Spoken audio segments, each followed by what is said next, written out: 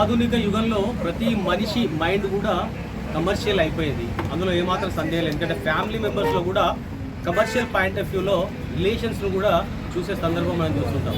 కానీ కొంతమంది నిజంగానే బిజినెస్ పాయింట్ ఆఫ్ వ్యూలో బిజినెస్గానే ఆదరించే వాళ్ళు చాలా తక్కువ మంది ఉంటారు.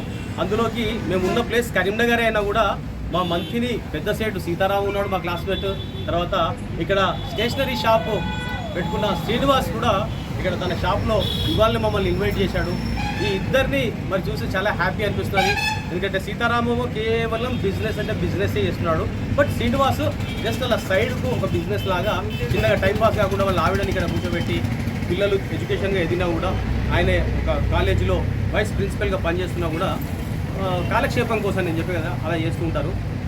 శ్రీనివాస్ యాక్చువల్గా మీకు ఈ ఎక్స్పీరియన్స్ ఎట్లా వచ్చింది బిజినెస్ చేయాలి? ఆ బిజినెస్ చేసే టైంలో ఇన్ని ఐటమ్స్ ఉన్నాయి కదా, ఈ ఐటమ్స్లో మీకు ఎట్లా క్యాలిక్యులేషన్స్ ఎలా ఉంటాయి, ఏవి అయిపోయినాయి, ఏవి తేవాలి, తర్వాత ఏవి అడిగిన తర్వాత వెంటనే ఫ్రాక్షన్ ఆఫ్ సెకండ్స్ తీసుకురావాలి అని ఇవన్నీ కూడా మీకు ఎక్స్పీరియన్స్ తోటి వచ్చిందా లేకపోతే మామూలుగానే అది మనం ఎడ్యుకేషన్ ఫీల్డ్లో ఉన్నాం. ఎడ్యుకేషన్లో ఫీల్డ్లో ఉన్నాం కాబట్టి దాదాపు ప్రతి ఐటమ్ మనకు ఐడియా ఉంది. అందుకని దాన్ని ఎట్లా అమ్మాలి, ఎట్లా రాసుకోవాలంటే కొంత 1 year, ఇప్పుడు 1.5 year అయింది. దాదాపు 1.5 year నుంచి కొంత ఎక్స్పీరియన్స్ తెచ్చేసుకున్నాం. ఎప్పుడైనా ఐటమ్ అయిపోయినా కానీ దాదాపు మేము ఫీల్డ్లో ఉన్నాం కాబట్టి ప్రతి ఐటమ్ మాకు తెలుసు, ఏ పిల్లలు ఏ ఐటమ్స్ వాడుతుంటారు. కాబట్టి ఆ ఐటమ్ అయిపోగానే మళ్ళీ రాసేసుకుంటాం.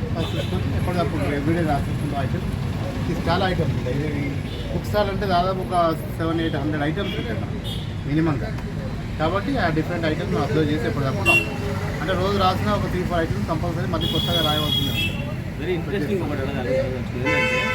ఇవాళ రేపు ఏంటంటే డే బై డే ఇన్నోవేషన్స్, తర్వాత మ్యాసివ్ చేంజ్ వస్తున్నది ఆర్టికల్స్లో కానీ ప్రతి దాంట్లో కానీ. ఇప్పుడు స్కేల్ వచ్చిందంటే రేపు ఇదే స్కేల్ యాక్చువల్గా వెనుకబడిపోవచ్చు, కొత్త స్కేల్స్ రావచ్చు. ఆ పాత సామాన్ అంతా ఇలానే ఉండిపోవచ్చు. మీరు ఇంతకుముందు చెప్పారు పెన్స్ కూడా చాలా డిజైన్స్ వచ్చినాయి. సో ఇట్లా ఇన్నోవేటివ్గా కొత్త ఇంట్రడ్యూస్ అయిన టైంలో మరి పాత సామాన్ అమ్ముడు పోతుంది, దాని కూడా మళ్ళీ వాపస్ తీసుకుంటారు.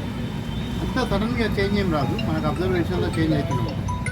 అంటే కొంత ఒక 5% అట్లా ప్రాబ్లం అవుతుంది. కానీ జనరల్గా అంత ర్యాపిడ్ చేంజ్ కాకపోయినా ఒక 3-4 monthsలో మేము కూడా దానికి అడాప్ట్ అయిపోతాం. మళ్ళీ ఐటమ్ తీసుకురాదు. ఇప్పుడు ఇది ఉంది, ఇది కొత్త న్యూ మోడల్ తీసుకొస్తాం. ఇప్పుడు ఇది కూడా న్యూ మోడల్, ఇది పెన్స్